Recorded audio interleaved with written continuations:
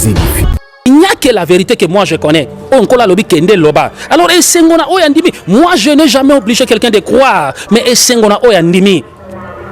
tant que tu se retrouver à Kinshasa, papa, moi j'ai tali sanga lobi tala kuna ozomonanin na komona hôpital. Je ne mâche pas les mots, hein. J'appelle les chats par son nom. L'hôpital que vous appelez l'hôpital de référence. C'est ça maman et moi je fais. Na komona hôpital wara.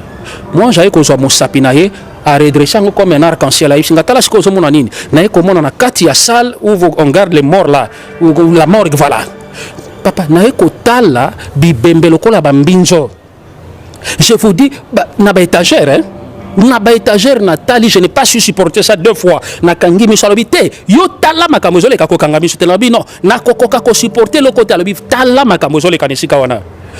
Avec le courage quand même, j'étais forcé pour regarder. Et pendant que je regardais, comment la porte moko efungwami na kata morgue et les gens commençaient à entrer. Batu bazokota.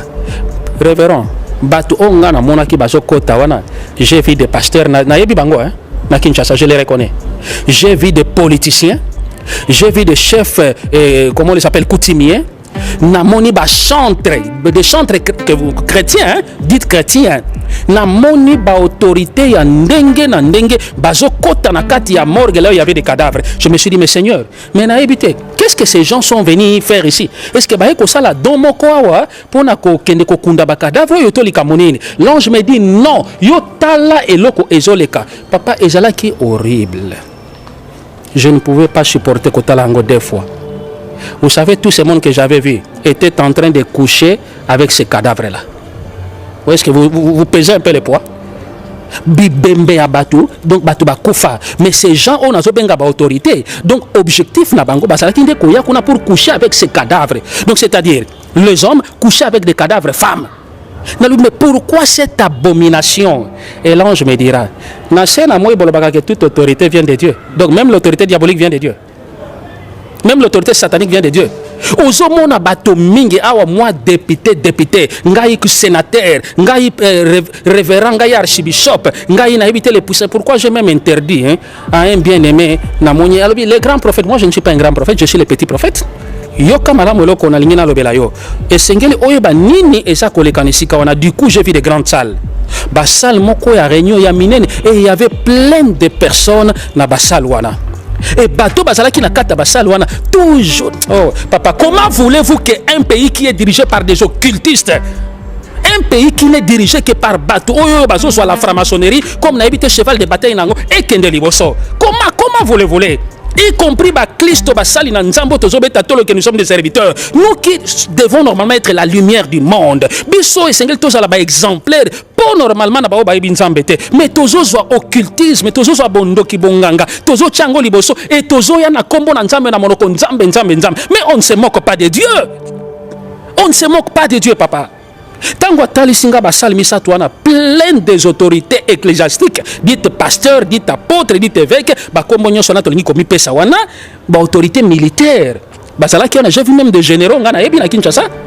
Mais ce qui m'a surpris bango nyoso balata ki ba toge moko ya noir. Ba toge noir wana balata ki ils étaient pieds nus. Tout en étant pieds nus, bazalaki kosala ba incarnation na bango, ba récitation moko, bref ba cérémonie occulte na bango. Vraiment bazo sala ba cérémonie occulte. Oyebi Nathalie papa na seki. Na lui o babeta katolo na mokili, je suis docteur 1. Je suis licencié 1. Mais tala awawa ba cérémonie moko donc bête sale et humiliante, nyonso na pona koper sa gloire na diable. Mais est-ce que vraiment nous nous rendons compte? Nous nous rendons compte na makamusu vraiment toza ko sala. Moi j'ai bisinga s'il n'a noté yoko se poser des questions te pe komi le la te pour makamunga ina lingi natali sa nanu na komi na sukate aye ko ebisangai oyebi papa dans la plupart des sociétés des compagnies même na ba église bisika oyo tokenda katonyata kama kola na biso. Moi je na nzambe eko ebisanga yebisa bana na nzambe o baza kotambola kati na bosolo bazalaka na attitude ya kobondela mingi avant même. HP Media, la chaîne qui vous édifie.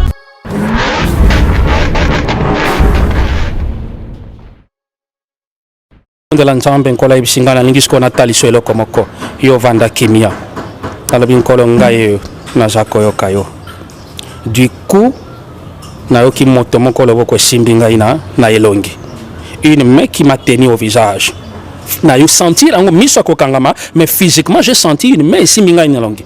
Nalobi na fungola miso. Na potani na meka ko fungola miso, mais ezalaki moi passe. Omoni soki ba pesi anesthésie. En tout cas, au commun, on dirait miso comme le plastique. Aux kavma ko fungola, donc de vertige, c'est ce que je ressentais. Et du coup, na se battre, na eko fungola miso. Tant qu'on a fungoli miso, je voyais une personne devant moi. Après ça, il y a kombonaye. Malobi ne dévoile pas mon nom pour ngongana ne ko kite. Nalobi nkolonde atindi e pai nanga inazana kondima. Poko mona yo liboso nanga ezali pambate, alobi telema tokende. J'étais déjà en extase dans la qui comme bataille. Na moni était to telemina motoana, to bandiko pumbwa, to matili kolo ya une sommet. Donc sommet pardon à montagne moko. Tant que to comme na sommet à montagne ya yipsinga tala siko na se ozo mona nini. Tant on a bois qui misu na tali na se na mona ki bato bazala ki belé. Et belé mais bato na bazala ki sende na groupe mibale. Il y a de ceux qui avaient maboko na bango sur leurs joues avec les larmes aux yeux, ba mesusu pratiquement bazala ki ne sengo. Na eko tuna ndeko tozalaki kotambola na ye l'ange du Seigneur na mais bato na zomona baza banani et pourquoi baza subdivisé en deux groupes alors baza bana nzambe. Quand je parle de bana nzambe les serviteurs y compris. Alors ozomona bango bazali divisé en deux groupes pourquoi ba oyo ozomona ete baza na maboko na matama pe mpisoli na miso ce sont les gens qui ont perdu la promesse. Papa na ngina préciser le komoko. Oyebi on peut avoir la promesse mais on peut aussi la perdre. Avoir la promesse, c'est la question que comme la bouche de l'Éternel a parlé pour le Congo, je m'en fous. Tikana zongela nanga via Makaya, na zongela nanga via Kindumba, na zongela nanga d'après tout je suis fille ou fils de la promesse. Oko kamwa promesse wana Matthieu le bien encore révérend. Le royaume des cieux vous sera enlevé et donné à une nation étrangère. Moi j'habite Singaba oyo anozoma na bazolela baza bato bazala ki na promesse mais ba perdre yango à cause de leur arrogance à cause de lo fundo na bango. J'avais les larmes aux yeux. Pendant que Baninga Basala qui ne sengo Basako Yemba, mais Basous Basala qui colle là. On doit faire très attention. Nombreux papa, Basako bon de l'ensemble, le l'ensemble déjà l'ongwa katina bango. Yango Bible, je l'ai été en séjour. Nombreux me diront, n'avons-nous pas prêché à ton nom? N'avons-nous pas prophétisé à ton nom? Autour n'a kinga le problème des stades de martyrs, non? N'avons-nous pas prié à ton nom? Tokenda qui n'a stade de martyrs, t'es pas bon de la ton nom? Oui, à mon nom. Mais est-ce que Ngana Zalaki wana? C'est une question aussi que le Seigneur va leur poser. Je sais que Bande Kotang Balanda Kabiso Papa n'a le bac toujours et que nous ne passons pas aux médias pour nous critiquer, nous insulter, non. Mais souvenez-vous, na pauvre Lazare, na riche Lazare. Parce que Allah qui liboso na père Abraham tinda ta moto moko mais tango toje a liboso na bana nzambe ezalite pona kochola kufinga mais papa je vous dis esengona oya yoki. Parce que Bishop Ozali encore jeune, malgré déjà qu'on a plus de 40 ans, on pouvait se dire faire autrement, autre chose, mais on l'habité n'a bien gibino pona musala nangai, nous avons un fil au cou. Mais tant qu'on a azo zouabao ya ye, azo matissa bango dans les séjours des morts, dans les lieux spirituels, azo tali samakambu, pas azo baboy. Vous savez qu'avant même de venir ici, j'ai eu vraiment échangé comme ça avec mon Dieu. Nabin kolo yo zotin nanga lisus na kende koloba batwana kaka bango batwa liboso tant to koloba babanda ko finga babanda koloba mais ils m'ont même empoisonné une fois nkolo na kende lisus nkolo le bitele ma kende ba empoisonné que melelo tu as envie yango na lobi ete papa ngai 6 et sengeli na tika mokili oy na kotika mokili o par la volonté du Seigneur mais pas la volonté d'un homme pas par la volonté d'un homme. Yango bandeko balanda kabiso na senga na bango basunga biso mingi na mabondeli na bango. J'ai besoin de leur prière. J'ai vraiment besoin de leur prière. Toi ko longwana moi je n'entends au sommet de la montagne où nous étions. Naé ko se retrouver na Kinshasa. Toujours dans la vision. Il n'y a rien de caché hein, na sena moi. Na sena moi détrompez-vous et loko ya kobata mejalité. Yango na lobaka papa la vérité triomphera. Mais na sena moi soki tolingi vérité te siko Papa Tokolo Banini. Parce qu'il n'y a que la vérité qui est la lumière. Ce qui est vérité, je ne sais pas, révérend. Qu'est-ce qu'on doit encore dire? Naébité parce qu'il n'y a que la vérité que moi je connais. On colle lobi kende loba. Alors esengona oyandimi. Moi je n'ai jamais obligé quelqu'un de croire, mais esengona oyandimi. Tant que tu se retrouver na Kinshasa papa. Moi j'avais ko tali sanga lobi tala kuna ozomona nini. Na ko mona hôpital. Je ne mâche pas les mots. Hein. J'appelle les chats par son nom. L'hôpital que vous appelez l'hôpital de référence. C'est ça, maman, et moi, je fais. Mais comment l'hôpital, voilà.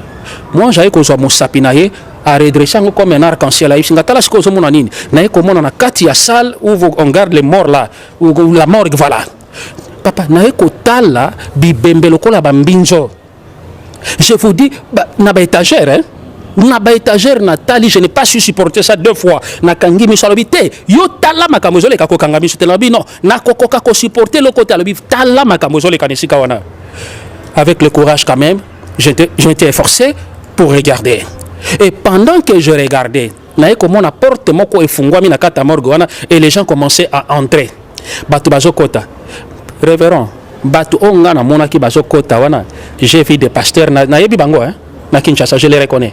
J'ai vu des politiciens, j'ai vu des chefs, comment on les appelle, coutumiers, namoni ba chantre, des chantres chrétiens, hein, dites chrétiens, namoni ba autorité ya ndenge na ndenge, bazo kota na kati ya morgue là où il y avait des cadavres. Je me suis dit mais Seigneur, mais na ebité, qu'est-ce que ces gens sont venus faire ici? Est-ce que ba eko sala domo kwa pour na ko kende ko kunda ba cadavre yo to lika monene? L'ange me dit non, yo tala eloko ezoleka. Papa ezala ki horrible. Je ne pouvais pas supporter Kotalango 2 fois. Vous savez, tout ce monde que j'avais vu était en train de coucher avec ces cadavres-là. Est-ce que vous pesez un peu le poids? Bibembe à Batou, donc Batou Bakoufa. Mais ces gens ont une autorité. Donc, objectif na bango, pour coucher avec ces cadavres. Donc, c'est-à-dire, les hommes coucher avec des cadavres femmes. Mais pourquoi cette abomination? Et l'ange me dira, que toute autorité vient de Dieu. Donc même l'autorité diabolique vient de Dieu. Même l'autorité satanique vient de Dieu. Ozomona bato mingi awa moi député, ngai sénateur, ngai révérend, ngai archibishop, ngai na éviter les poussins. Pourquoi j'ai même interdit à un bien-aimé na moni les grands prophètes. Moi je ne suis pas un grand prophète, je suis le petit prophète. Oh les puissants. Non. Zongi Salokou, moi n'est pas un zab. Bengangaï par mon nom. Appelle-moi simplement prophète Jonathan, papa Jonathan, frère de Jonathan. Ça me suffit. Je n'ai pas besoin de Makambouana, puissant prophète. Il n'y a que ce Dieu-là qui est puissant et tout puissant. Zongi Salokou, mais pas une idée. Vous vous imaginez que papa c'est député, ba autorité wana, papa, en train de coucher avec des cadavres pour na se ressourcer, c'est-à-dire pour balé kana augmenter ngouya machiavélique satanique na bango. Oh le monde. Le monde est dans la perdition. Je ne pouvais pas supporter ça, c'était horrible. Et je pleurais toujours amèrement. Moi, j'avais dit, vous serez surpris. Le Seigneur m'a présenté 2 personnes déjà au Yamba dans mon émission. Oui. 2 personnes déjà au Yamba dans mon émission. Et je vous le dirai en privé. Parce qu'il ne m'a pas permis d'aller au Bango pour les médias.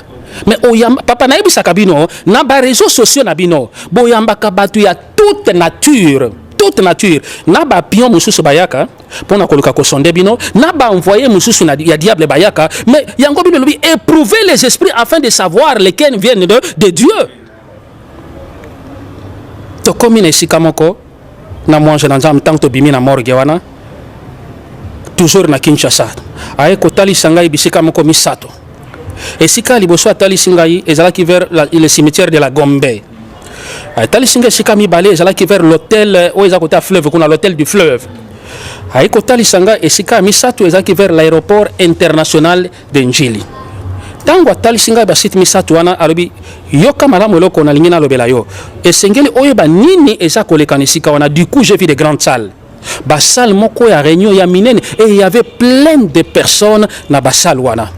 Et bateau bazalaki na kata basal wana toujours. Oh papa, comment voulez-vous qu'un pays qui est dirigé par des occultistes, un pays qui n'est dirigé que par bateau, oh bateau soit la franc-maçonnerie comme n'a évité cheval de bataille nango et kende liboso. Comment voulez-vous y compris Baklisto Basali Nanzambo Tozobeta Tolo que nous sommes des serviteurs. Nous qui devons normalement être la lumière du monde. Bisso et Sengel Tozala ba exemplaire pour normalement na ba ba binzambete. Mais Tozo soit occultisme, Tozo soit bondo ki bonganga, Tozo chango liboso et Tozo ya na kombo na nzambe na monoko nzambe. Mais on ne se moque pas de Dieu. On ne se moque pas de Dieu, papa. Tango talisinga basal misato wana plein des autorités ecclésiastiques, dites pasteurs, dites apôtres, dites évêques, ba kombo nyoso na tolingi komi pesa wana, ba autorité militaire. Basala ki on a j'ai vu même des généraux ngana yebi na Kinshasa. Mais ce qui m'a surpris bango nyoso balata ki batoge moko ya noir. Batoge noir wana balata ki ils étaient pieds nus. Tout en étant pieds nus, bazalaki kosala ba incarnation na bango, ba récitation moko, bref ba cérémonie occulte na bango. Vraiment bazo sala ba cérémonie occulte. Oyebi Nathalie papa na sheki. Na lui o babeta katolo na mokili, je suis docteur 1. Je suis licencié 1.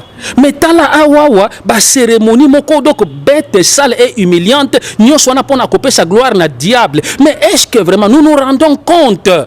Nous nous rendons compte na makamususu vraiment toza ko sala. Moi j'ai bisinga si li na noté yoko se poser des questions te pe komi lela te. Po makamunga ina lingi Nathalie so nanu na komi na sukate. Aye ko ebisangai. Oyebi papa, dans la plupart des sociétés, des compagnies, même dans l'église, bisika oyo tokenda katonyata kamakona na biso.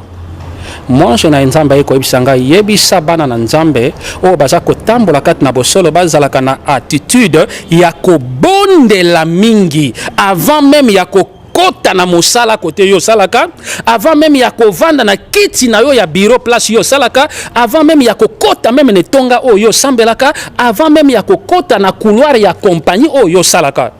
Na tuni na monje na nzambe pona nini? Mais je me souviens qu'il y a 2 ans nazalaki kobondela kola zotali sanga ministère moko na kotanga kombote et na entré en ministère wana je voyais un démon wana zalaki géant a écarta siko makolo na ye et l'ange du Seigneur me dit moto nyonso akotaka na ministère wana alekaka na se ya makolo ya démon wana.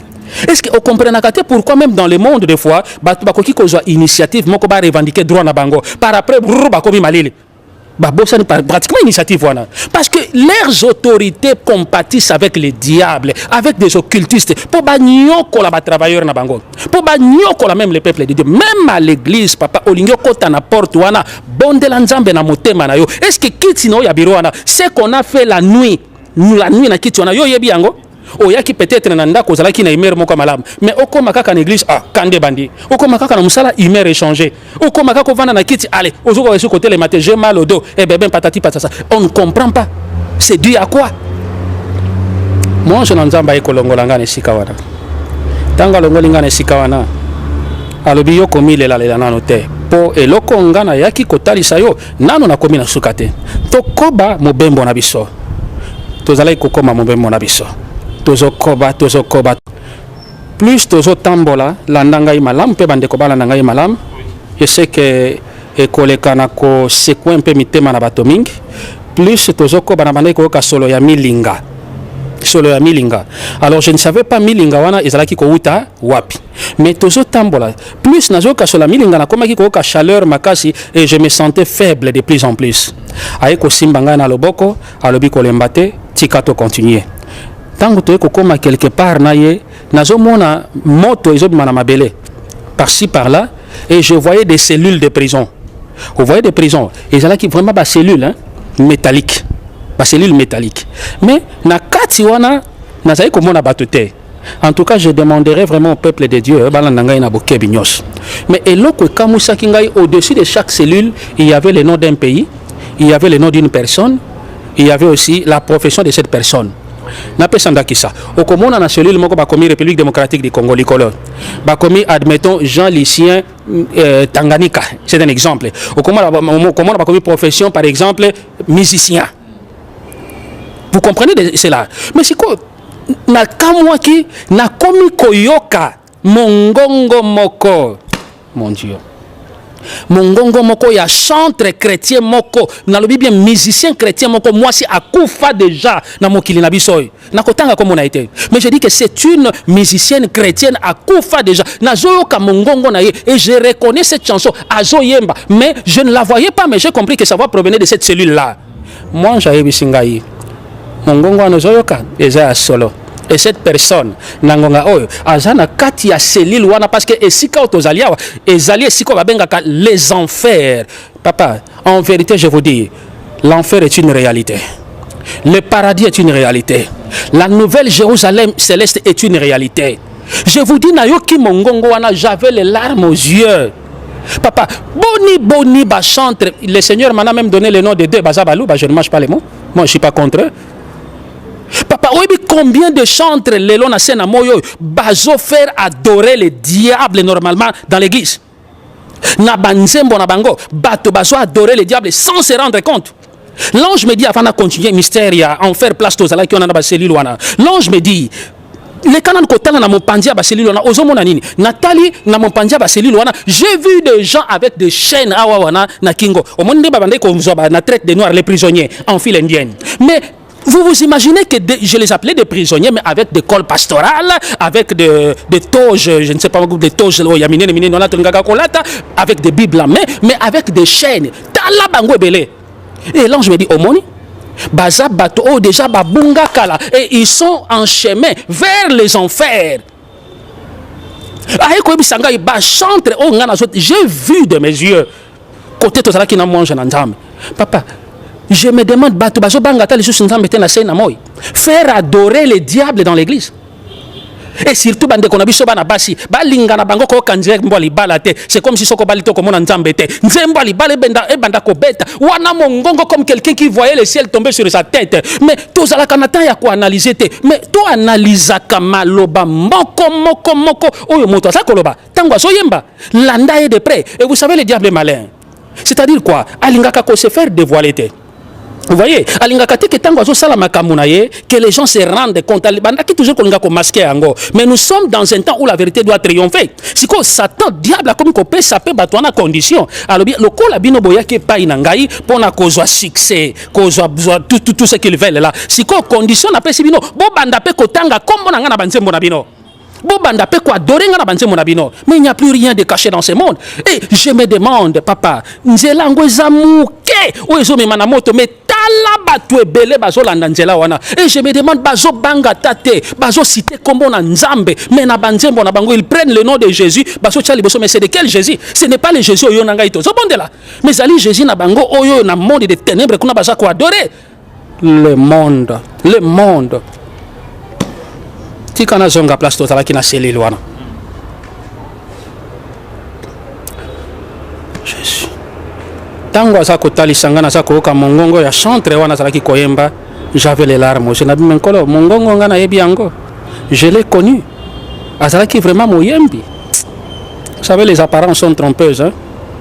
Les apparences sont trompeuses mais napesa moi précision moko moke na bana na nzambe omoni basali na nzambe nga na monaki wana enchaîné comme des esclaves bazalaki bango nyonso na babague na misapi na bango ça c'est un signe qu'on m'a donné okomona un archiprêtre okomona un musicien profane dit profane chrétienne okomona je ne sais pas moi ba autorité wana tala bango souvent na ba misapi na bango alliance te bague okomona ils ont un bague et ça na mwani ni moko munene likolo soit okomona ba che icône moko ya aigle moko mais kasi koko tala okomona ressemblance oko za la surprise okomona pasteur palati yango omoni musicien profane palati yango omoni songolo pakalbalata ils se connaissent batu nyonso wana les envoyés du diable tala ndenge bazo mema bana na nzambe dans la perdition